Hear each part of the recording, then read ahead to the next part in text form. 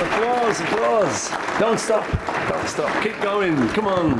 Let's just applaud through the whole press conference. I'll applaud you. Oh. Well, good afternoon. Hi. Yeah. Do I have an opening statement? No. That is my opening statement. Good afternoon. Yeah. You see, I don't know why he grabbed. There's been a lot written about your songwriting and singing. I've always been interested about your bass playing. Where did that come from, melodic style? Because I started off on guitar originally, and I sort of got lumbered with bass. Nobody ever used to want to play bass. It used to be the kind of the job for the sort of the guy who stood at the back, and the guitarists were always the stars, you know. But me, John and George started off on guitar at the same time as each other. And when Stuart, our bass player, left for Hamburg, this could go on 3 hours, this story. When Stuart left to stay in Hamburg, I naturally assumed the others wouldn't do it, is why I had to do it. So I became the bass player. I was the only one willing to take the job. And I hated it generally for a couple of years, but then I started to like it and started to realize, you know, you could play it a bit more like a guitar, and that you could get melodic with it. And around about the time of Sgt. Pepper, I started playing some quite nice melodic lines there. And then I liked it after that, and I still like it. I've heard a lot of things about you over the years, but one thing I never really hear is, what are your hobbies? What was Paul McCartney doing? My hobbies? Linda's introduced me to horse riding, and this is the place to tell you that, isn't it? Hey. She's a very good rider, Linda, and when she was a kid, she was like horse mad. And she actually rode at Madison Square Garden when she was a kid, so it gives you an idea if she was actually good, you know. And she taught me when we started getting together. So I love horse riding, and I'm not bad now, pretty good. I love painting.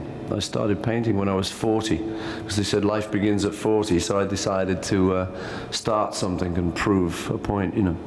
So I paint canvases. I eat up canvases now. Millions. I don't know, really. I don't do them to sell, you know, I just do them. It's like a therapy for me. I just love it. They're getting bigger, though. What are you painting? Big. All sorts. Like I kind of just like messing around with paint, so they often come out abstract. But you know, all sorts of stuff. I just paint whatever I fancy on that day, you know. I really enjoy it. It's a great hobby for me. And then my kids are a great hobby. I like. Very at ease playing Beatles songs. Can you elaborate on that? Well, I mean, since the Beatles, of course, I was at ease playing Beatles songs with the Beatles. Yeah, no, I thought, you know, you might have thought that. No, I was always happy to play them with the Beatles, but after the Beatles broke up, there was this danger that all you could do for the rest of your life was play Beatle tunes and never write any new music, you know, and it was a clear danger, I think, perceived by a lot of people, including me. So what all of us did was kind of turned our backs on the Beatles material for a good few years there, and you wouldn't have heard any of us playing Beatles stuff really, unless it came to, I don't know, John might kind of get up on stage with Elton John and stuff, and then they play Lucy in the Sky or something like that. But normally we steered clear of it in order to kind of make a future for ourselves other than just with the Beatles.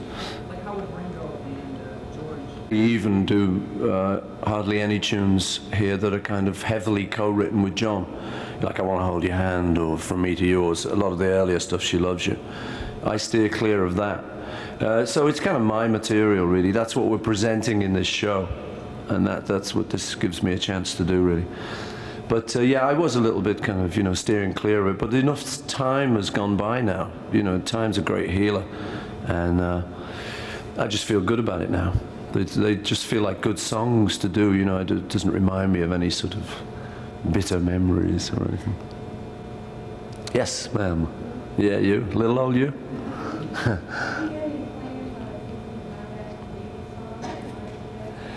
Oh. I don't think so. I think, you know, when Michael bought them, it was kind of fair and square. They were up for grabs, basically because of the deal John and I did in the beginning when we were like about 20. And we thought songs just were in the air. We didn't realize anyone owned them. And, you know, So we did what would now be seen as like a very bad deal. We basically gave them away. That's what we did. You know, age 20. What's the kind of thing you do age 20, right? Anything to get published. It's like your first novel, you know. So they've been someone else's ever since the beginning. It's always been someone else's company, even though, you know, we were told it was going to be our company. Yeah, it's tough. It's tough at the top. But that was one of those things. So, I mean, you know, Michael got them fair and square. I'm talking to him at the moment about giving me a better deal, Michael, if you're watching. Because, you know, it's 30 years and I've done rather well for this company. But I don't see me kind of buying them back. Well, unless he wants to flog them, but I don't see him flogging them. It would be nice, obviously, but I think a better deal would do me, yeah. When this particular tour Well, I mean, I think there were two things, really. One of them was a personal thing of just proving to myself more than anyone that I could still enjoy going on tour and singing and performing as a kind of an art form, you know. And I have enjoyed this tour a lot. I'm still enjoying it, you know. It's whereas I thought I'd get well fed up by now. But we're actually kind of still having fun on stage and stuff.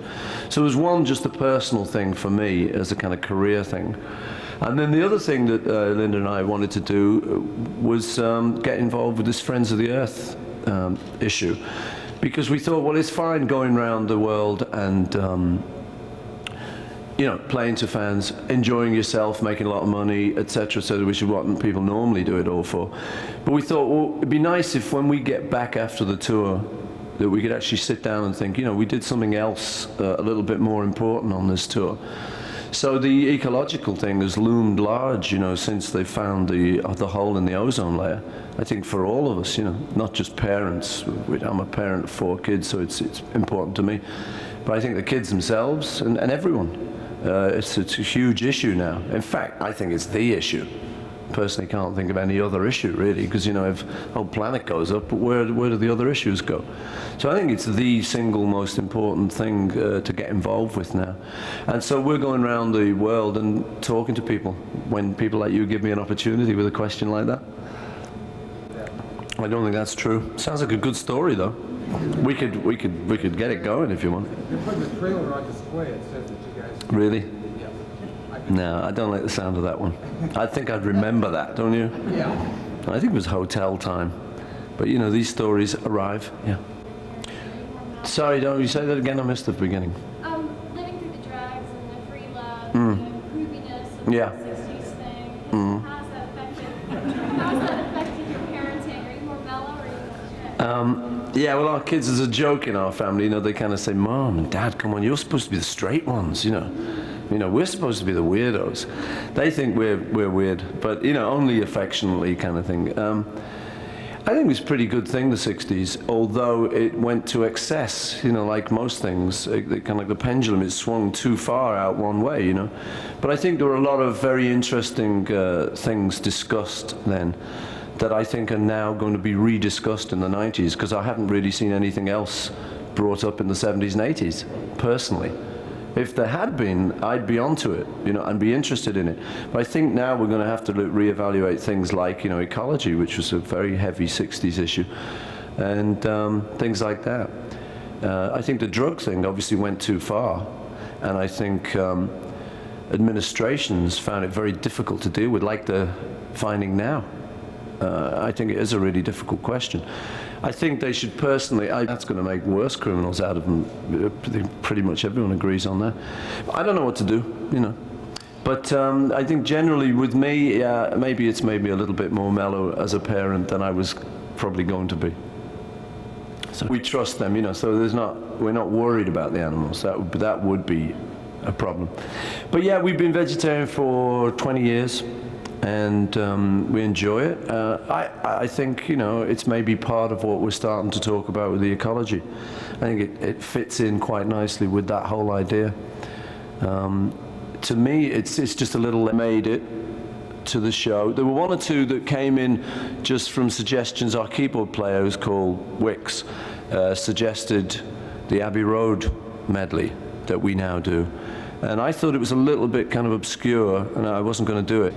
Lyrics in the tour. Were you majority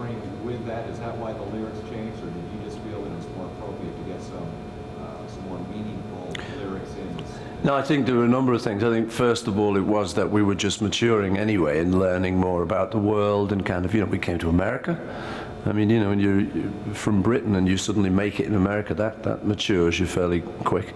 But there was that, and then there was influence of other people too. Bob Dylan was a big influence. It's really difficult to choose it because I like different albums for different things. If I had to choose just one, I think I'd probably go for Sgt. Pepper. But, having said that, immediately then I'd start to think about Abbey Road and Revolver and Rubber Soul and even a couple of my own synths. But, if I had to just plump for one, it would be Sgt. Pepper. Yeah, you. It's changed quite a lot, yeah. When we first wrote, we didn't know how to write at all, so we were really copying other people. Well, you don't have lessons and stuff like that, you just pick up a guitar and try and do something. So we were emulating people like Buddy Holly, Chuck Berry, people like that when we started. But then as we went, we got different influences. And also my big influence for me are from my father's era, like Cole Porter is probably my favorite songwriter, just craftsman-wise. So you start to